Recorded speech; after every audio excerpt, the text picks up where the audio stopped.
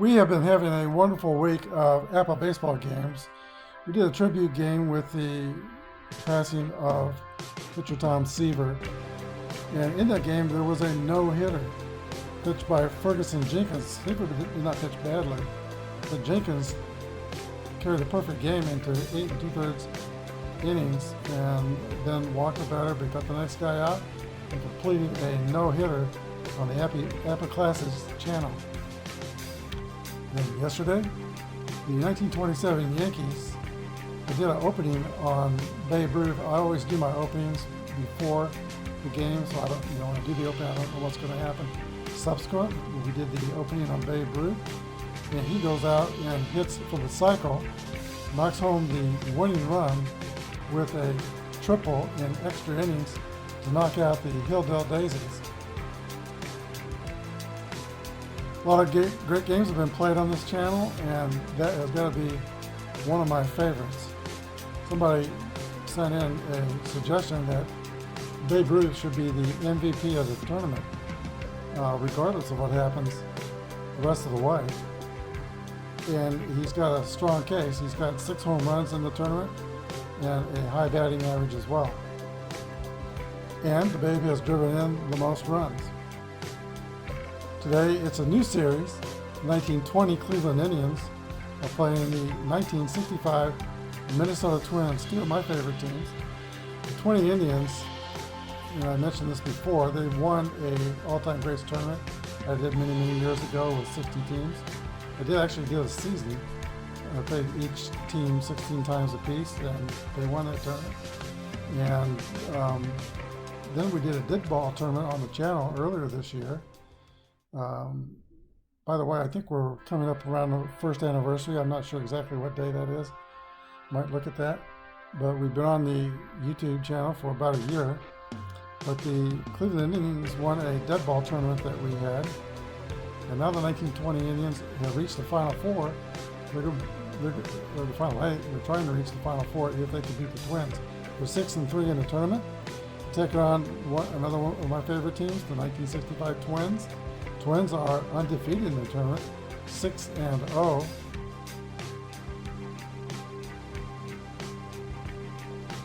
And this group of 1960s Twins were one of my favorite teams because my team, the Kansas City A's, skipped town, moved to Oakland, and there was no baseball here in Kansas City in the 1968 season. So we got the Twins games piped in, listened to them every day, and followed them in 1968.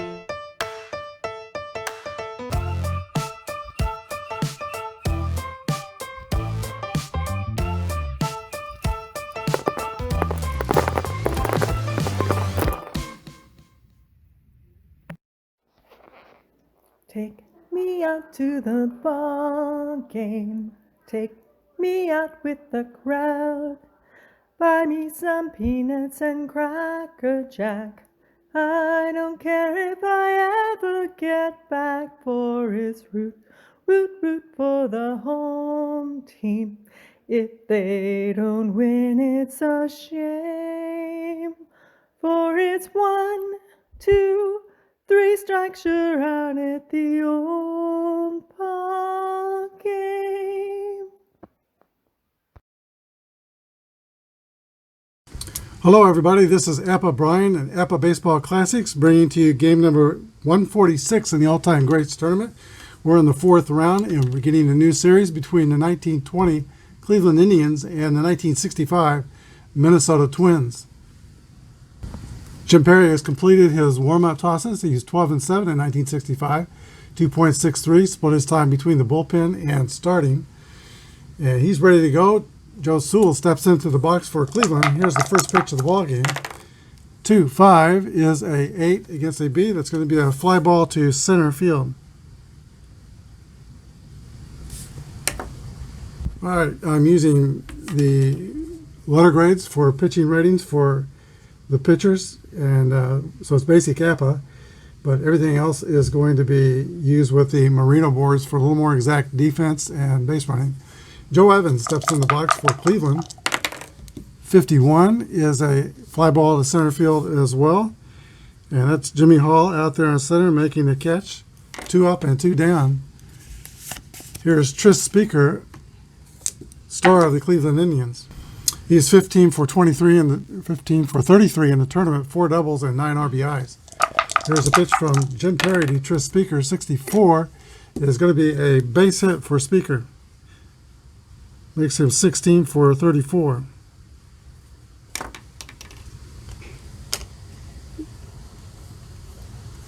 Fast runner at first, but stealing is only D18. Not great. All right, here is Elmer Smith, cleanup hitter for Cleveland. 42 is a 14. Perry is a rated B pitcher with no modifiers, base on balls.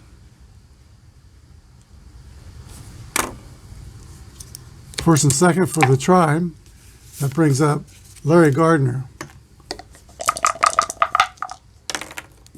15 is a 8. That is a 26, a pop-up on the infield, taken by the second baseman, Rich Rollins. That ends the top of the first inning. No score. We go to the bottom of the first. Twins coming to bat. Ray Caldwell's on the mound for the Cleveland Indians. He is a grade B pitcher, YZ, and he is one of the 3 Indians pitchers to win 20 or more games in 1920. Zoyo Versailles, the American League MVP player, steps into the box for Minnesota. 21 is a fly ball to right field. Elmer Smith is under it and got it. 1 away. Center fielder Jimmy Hall. 6-6 roll. There's a drive. It might be. It could be. It is out of here. A home run for Jimmy Hall, and the Twins are up 1-0. That is Jimmy Hall's 3rd home run in the tournament, and the home run ball is how the Twins do it. They've got Versailles has 3. Hall's got 3 now. Oliva 5. Killebrew has 2, and Batty has 3, and Mincher has 4. They've been hitting a lot of home runs in the all-time great tournament. Here is Tony Oliva. 2-6 is a fly ball to right field, caught by Elmer Smith. 2 down.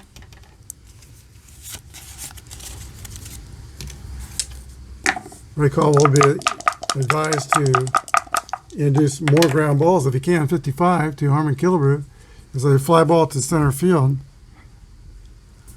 The Twins are retired in the first. They score once on the home run by Jimmy Hall. We go to the top of the second. Minnesota 1, Cleveland 0. First baseman Doc Johnson leads off the top of the second for Cleveland. He's having a great tournament, hitting over 360. Here's the pitch to Doc Johnson. 45 is a base on balls. Johnson slings away the bat and runs the first. He has average speed.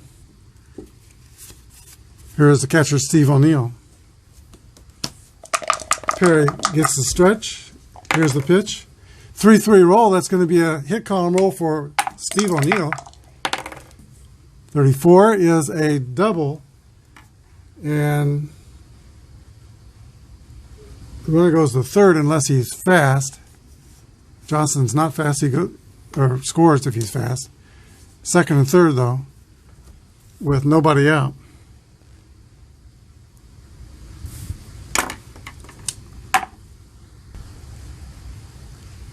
Eighth place hitter Bill Wamsgans steps into the box. Perry could walk him and set up a potential double play with the pitcher coming up next. And I believe that's what he will do. Here's the pitcher, Ray Caldwell.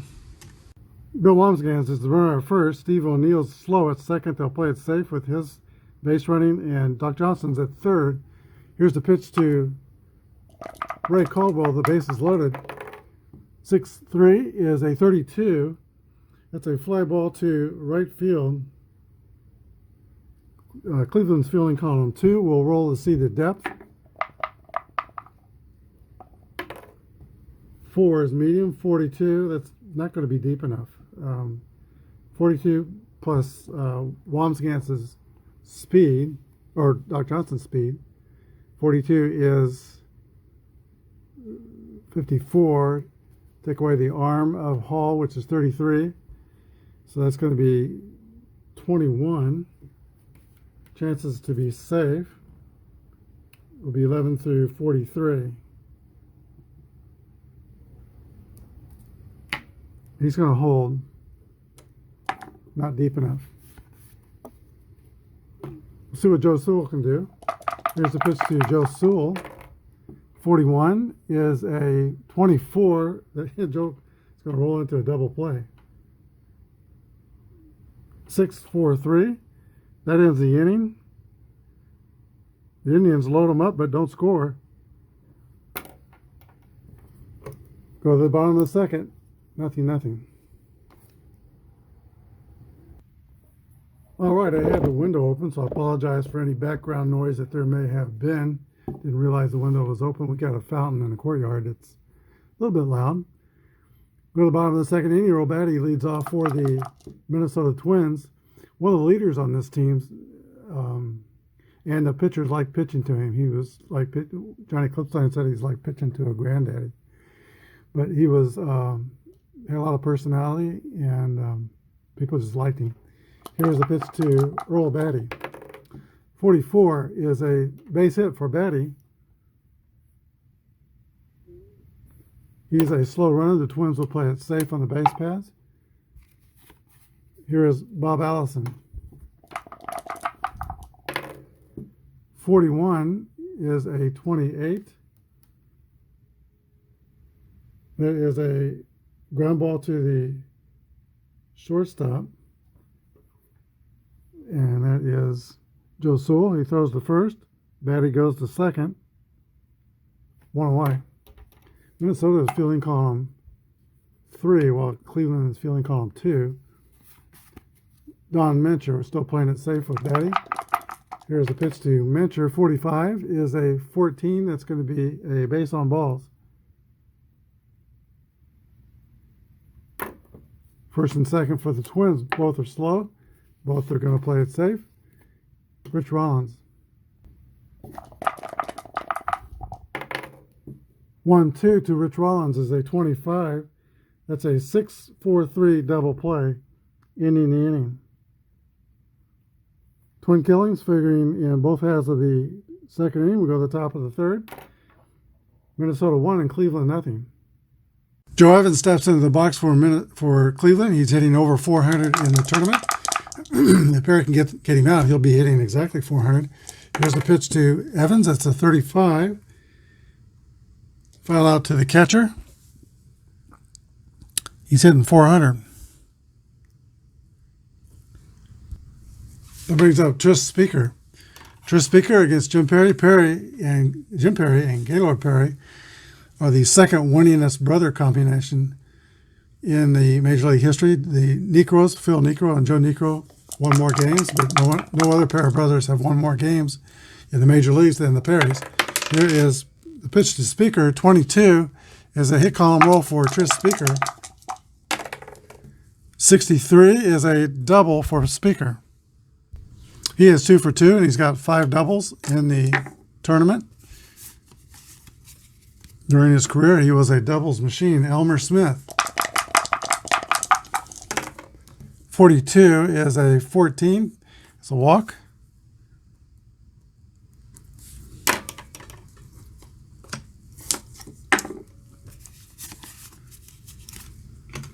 Third baseman Larry Gardner, dangerous hitter for the Indians. First and second, there's one down. 9 against a B pitcher. That is going to be a single, and the bases will be loaded.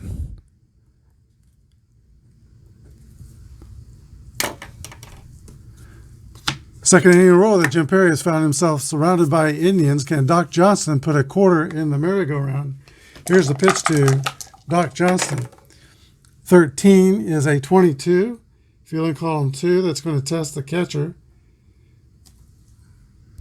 Batty is rated 8. That's fielding column 1. And actually, on the bases full page, it doesn't test the catcher. It's a line drive double play right to the shortstop.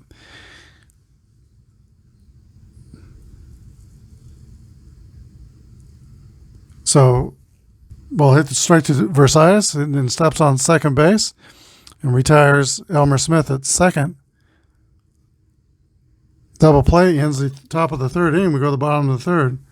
1-0 Minnesota. All right, Jim Perry leads off the bottom of the third for the Twins. Here's the pitch to Perry. 45 is a base on balls. He walks the pitcher.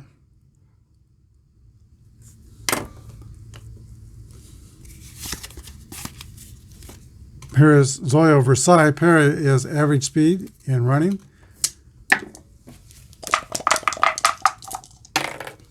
3-3 roll. That's hit column roll for Versailles. 53 is a 6.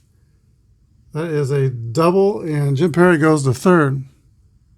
That brings up Jimmy Hall, who homered in the first inning to provide the game's only run. Cleveland will play the infield in, try to stop this run at the plate. 35 is a 9 against a B pitcher. That's a base hit. And that will, that's not a hit. It's play result of 33. And they're going to make that, it's a fly out to right field. I have to check the depth. 49 is the depth. Perry's speed is 7, so that's 56. We'll subtract the arm of Elmer Smith. 56 minus 33 is 23. 11 through 45, Jim Perry's going to tag and try to score. Here's the throw. 6-6, he is out. Versailles goes to third on the throw, home. But there is one out, runner on third. I do that differently than what the actual master game rules say. I think I don't own the master game rules, but I think they are rules that automate whether he goes or not. If you roll above the number, he doesn't go. Or if you decide to go and you roll a few numbers above it, then he's out. I think that's how that's handled, but I'm not 100% sure. The way I handle it is if you make a decision to go, if you roll above the modified number, then he's just out. And that's the case here. There's one down, runner on third. Dangerous Tony Oliva steps in the box, swinging from the left side. Here's the pitch from Ray Caldwell. 45 is going to be a walk.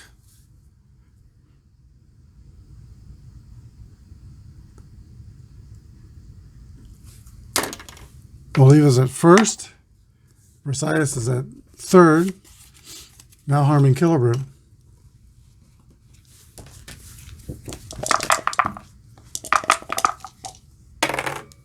.63 is a swing and a miss, strike 3. And the killer goes down swinging. Twins don't score in the third. We go to the fourth inning. Minnesota 1 and Cleveland nothing. Steve O'Neill steps into the box for the top of the fourth inning for Cleveland. Not big as catchers go, 5'10", 165 pounds. But a good hitter, 321 in 1920. Here's a pitch from Jim Perry. 42 is a base on balls. The Indians have had no problem getting base runners in this game. O'Neill is slow, so they'll play it safe. They just have not got the clutch hit yet. Here is Bill Wamsgans. 1-5 is a 10 against the B. That's going to be a single. And that will send O'Neill to second. We're playing safe. First and second, nobody out. Here's the pitcher, Ray Caldwell. First and second, nobody out. Here's a pitch from Perry. Caldwell squares around to bunt. 36 is a 33. Strike 1.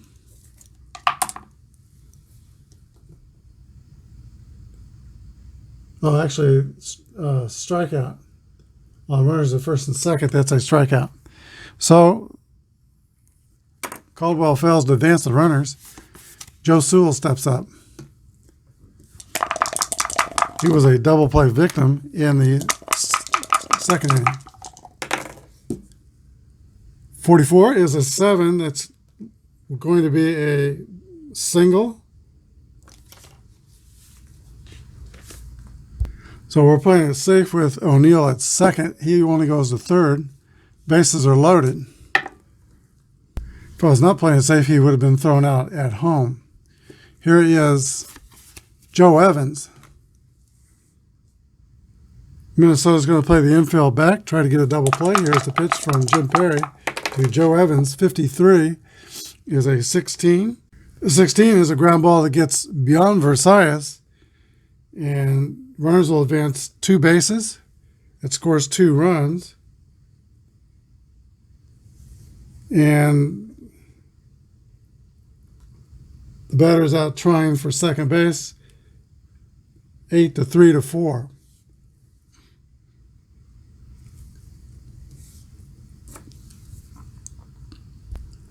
Give Evans 2 RBIs, and it's 2 to 1 Cleveland. Joe Sewell is at third with 2 outs. Here is Tris Speaker.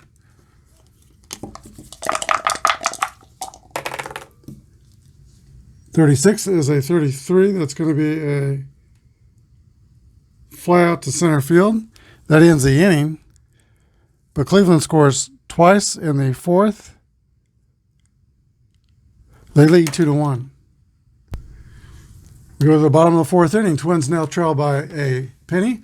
The Indians are in their gray uniforms, trimmed in blue today. They're wearing black armbands, again commemorating the loss of their beloved shortstop, Ray Chapman, who died by pitched ball in August of this 1920 season. Earl Batty steps in the box. Here's the pitch for Ray Caldwell. 43 is a ground ball back to the pitcher. He throws the first, and Batty is the first out of the bottom of the fourth inning. Bob Allison. 41 is a ground ball to shortstop, taken by Joe Sewell. The throw to Doc Johnson, and there's 2 outs. Here's Don Mencher.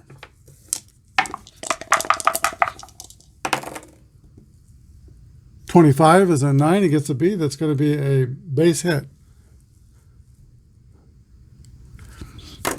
Mencher is slow. Twins will play it safe. 8th place hitter Rich Rollins steps into the box.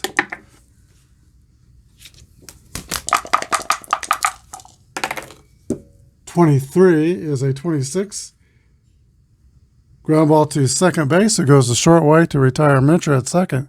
4 to 6. That ends the fourth inning. We go to the top of the fifth. Cleveland 2 and Minnesota 1. Elmer Smith steps into the box to lead off the fifth inning. Jim Perry is back out on the mound. He's behind by a run. He had a 12-7 record in 1965. Same record as he had in his rookie season in 1959 when he was runner-up Rookie of the Year in the American League, pitching with the Cleveland Indians. Here's the pitch to Elmer Smith.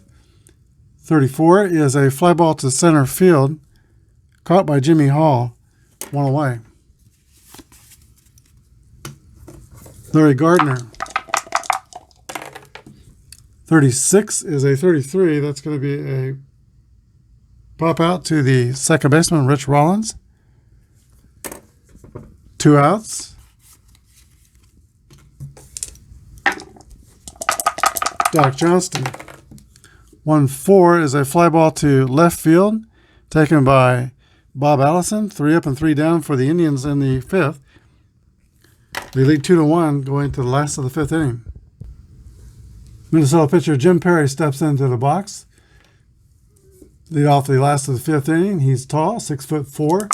Here's a pitch to Perry. 1-3 is a swing and a miss for strike 3, 1 down.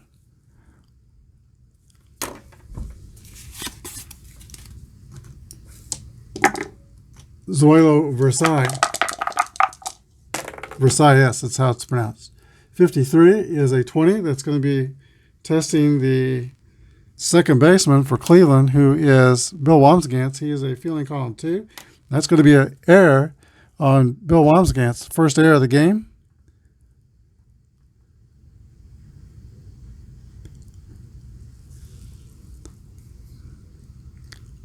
for the Indians.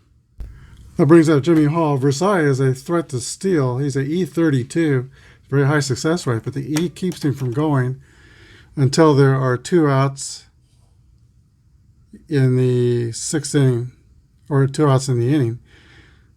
After the 6th inning, he could steal with any number of outs. Could hit and run. Jimmy Hall's a home run hitter. I'm not going to do that. Here's the pitch to Hall. 55 is a 8 against a B pitcher. A ground ball to Larry Gardner, who throws to second base to retire Versailles 5-4. Fielder's choice. Hall's steal rating is D26. Brings up Oliva, and Hall may go. Caldwell's move to first is 0. O'Neill is a +2 to his favor. So that changes the steal rating of Hall to D24. Chances to be safe, or 11 through 46. There he goes. 61, he will be thrown out. Caught stealing. 2-6. That ends the inning for Minnesota in the 5th. We go to the top of the 6th. Cleveland 2, Minnesota 1. I once asked Casey Stengel if he was building a new team, what position would he start with first? And he said catcher, because otherwise you'd be chasing the ball back to the backstop every time. But catcher is important, and we've got 2 good ones here, and Steve O'Neill and Earl Batty. Steve O'Neill will lead off the top of the 6th inning after just throwing out a base stealer. He's also doubled and walked. Here's the pitch from Jim Perry to Steve O'Neill. 46 is a 24 ground ball hit to Versailles at shortstop. He's up with it, throws to Mincher at first, and there is 1 down. Bill Wamsgantz, second baseman. 23 is a 26 is a ground ball to second base. Rich Rollins is up with it, throws to first. 2 outs. Now the pitcher, Ray Caldwell. And 32 is going to be a rollout to Rich Rollins at second. 3 ground outs. We go to the bottom of the 6th. 2-1 Cleveland. All right, Tony Oliva will lead off the last of the 6th inning. He was left standing at the altar with nothing to do when the Twins ran into a caught stealing. So he's up there with nobody on base, leading off the inning. 65 is a 35. That's a pop-up to the catcher, Steve O'Neill. 1 down. Harmon Killebrew. Killebrew didn't have one of his banner years in 1965. He was injured quite a bit. Only 25 home runs. 55 is a fly ball to center field, caught by Tris Speaker. 2 outs. And now the Twins catcher, Earl Batty. He's having a great tournament. 9 for 24, 3 home runs. Here's the pitch to Batty. 41 is a ground ball to the pitcher, Ray Caldwell. The throw to first. 3 outs. We go to the 7th.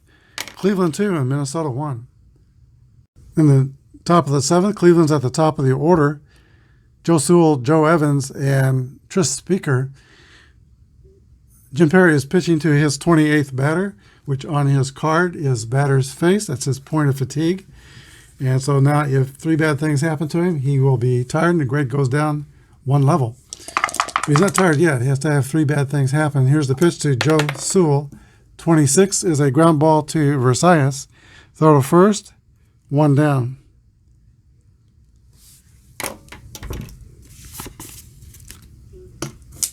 Joe Evans. 46 is a 22. They'll test the catcher who's feeling column 1. A little dribbler in front of the plate. Versailles, or Betty has it, throws to Mincher, and Evans is out 2-3. That's the second out. Tris Speaker.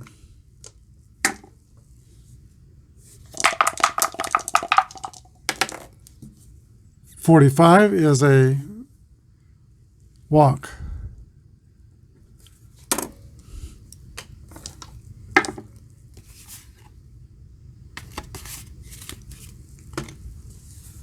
Two outs. Speaker will hold it first and not steal. Here's a pitch to Elmer Smith, 53, 17. That will test the right fielder, who is Tony Oliva, fielding call 2, and that's going to be a flyout. Oliva makes the play. 3 outs, and the Indians go down in the 7th. They don't score, but they lead 2-1 going to the last of the 7th inning. Okay, Ray Caldwell does not have the batters faced on his card, so 7th inning is his point of fatigue inning as a starter. Again, 3 bad things happen to him. His grade will go down 1 level. Bob Allison leads off for the Twins, former football player at the University of Kansas. Also played baseball there. Here's the pitch to Bob Allison. 41 is a 28. Ground ball to the shortstop, Joe Sewell. 1 away. Don Mincher.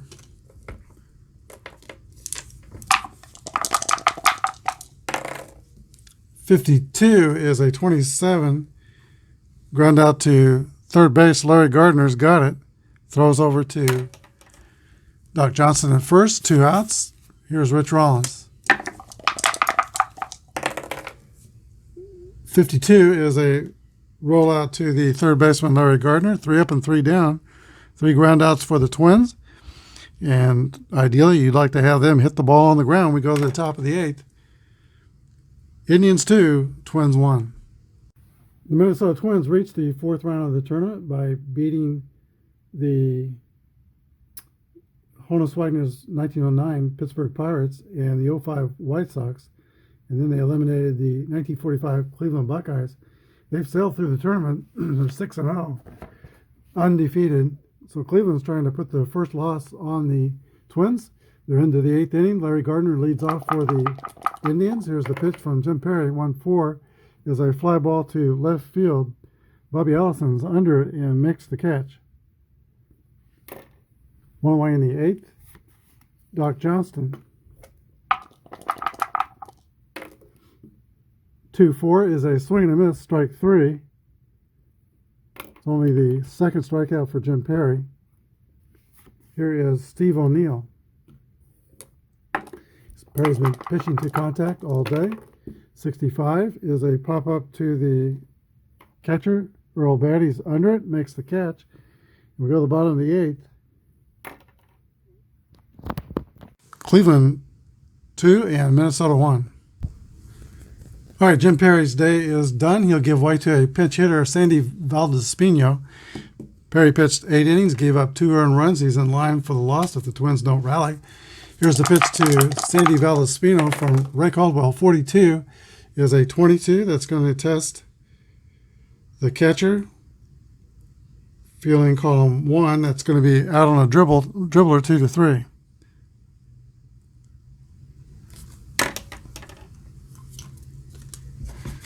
Zoyo Versailles. Versailles is 1 for 3 with a double in the 3rd. He got as far as 3rd but didn't score. 65 popped up to the catcher. Steve O'Neill makes the catch. 2 outs. Twins are down to their last 4 opportunities. Here's Jimmy Hall, who went over the wall in the 1st to give the Twins their only run. 42 is a swing and a miss, strike 3. Jimmy Hall strikes out trying to duplicate that feat. We go to the top of the 9th. Indians 2 and the Twins 1. Bill Wamsgans will lead off the 8th inning for the Cleveland Indians. He is remembered for he was a regular second baseman for Cleveland for 10 years, but he's remembered for the triple play in Game 5 of the 1920 World Series, where he caught a 5th inning line drive hit by Clarence Mitchell of the Brooklyn Dodgers, stepped on second base to retire Pete Kildriff, and then tagged out Otto Miller coming from first base running the second. Unassisted triple play, that's what he's known for. Johnny Clipstein is the new pitcher for Minnesota in the top of the ninth inning. He is a grade A pitcher, X modifier. Here's the pitch to Bill Wamsgans. 51 is a 9 against an A. That's going to be a out. 28, ground out to shortstop. 6-3. They're going to let Ray Caldwell stay in the game. He has not got any marks against his fatigue. And he has been solid all the way throughout. Here's the pitch to Caldwell, 41. Ground out to Zoyo Versailles, 2 outs. And now the top of the order to Joe Sewell. 1-1 roll. That's a hit column roll for Joe Sewell. 14 is going to be a single.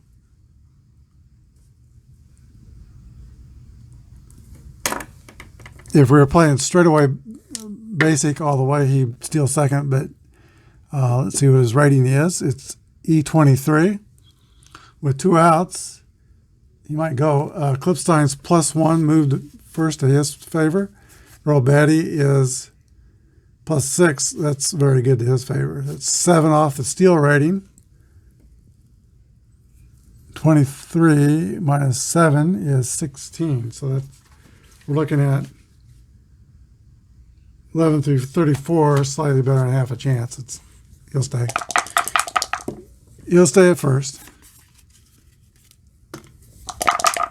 Joe Evans, 1-5 is a 11 for Evans. That's a hit. And Sewell goes to third, so trouble for reliever Clipstein. First and third, there are 2 outs. But Tris Speaker, 388 hitter in 1920, is due up. He is 2 for 3. He's been on base 3 times. Elmer Smith is the next batter. 316 hitter. He's going to pitch the Speaker, hopefully carefully. Here's the pitch to Speaker.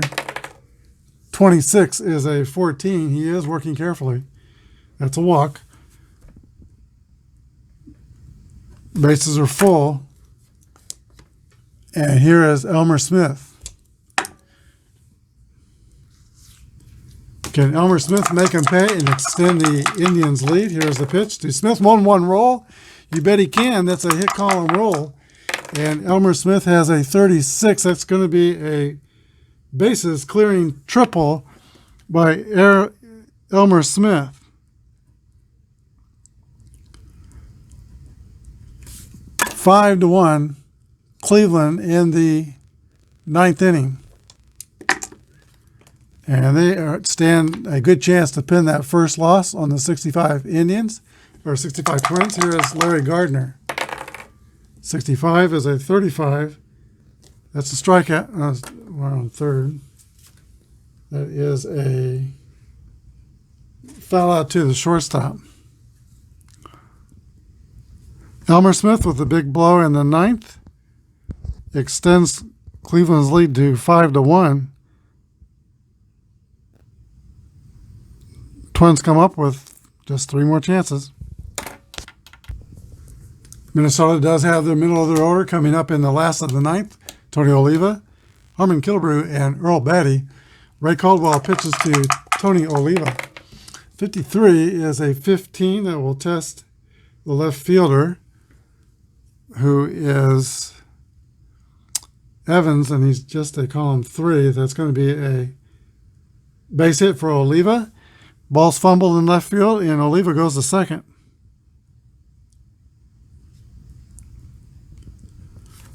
On the air by Joe Evans. Here's Harmon Killebrew. 5-4 is a fly ball to right field.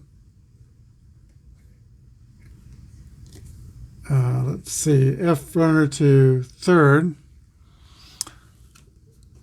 Oliva is fast, so he tags up and goes to third.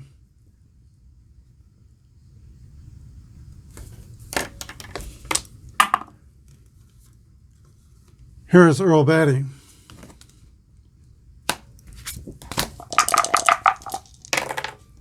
42 is a 14. That's going to be a base on balls. One more mark against Caldwell, and he'll suddenly be tired. Duster Males is working in the bullpen for the Indians.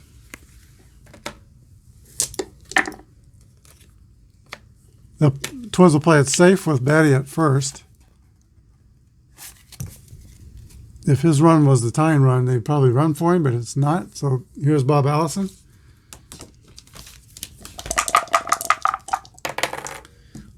Three, 6 is a 33. Pop up to second base. Caught by Bill Wamsgans. Runners hold. And now it's up to Don Mincher. Tying run is still on deck. Mincher could go deep and still not be tied. Here's a pitch to Don Mincher. 3-5 is a 14. Let's see. That's a base on balls. Bases loaded, and now the tying run is up for Minnesota. That is Rich Rollins. Let's see, timeout. There's no power hitters left on Minnesota's bench, so Rollins will stay in there. Caldwell is tired. He's a grade C. And let's see, Rollins is right-handed, Males is right-handed. No, he throws left.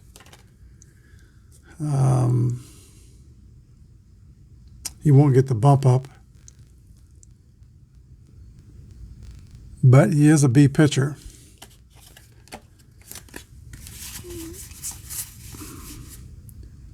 Nyhaus would be a B if we bring him in. No, he's left-handed.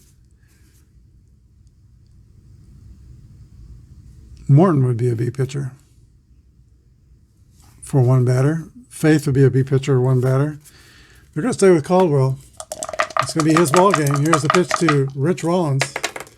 56 is a 34, and it's popped up to the shortstop or Y. He's got the Y. That's a strikeout, and the ball game is over. The Cleveland Indians hold on in the ninth and win the game 5-1. We'll be back with the wrap-up.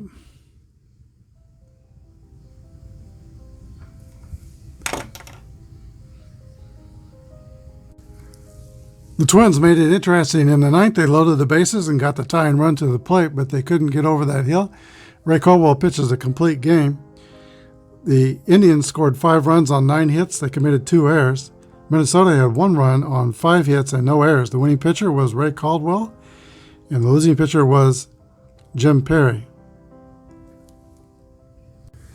Our Cannonball Dick Redding's MVP star of the game is pitcher Ray Caldwell. Pitches a complete game for the Indians. Goes 9 innings and gives up only 1 earned run and pins the first loss on the 65 Twins.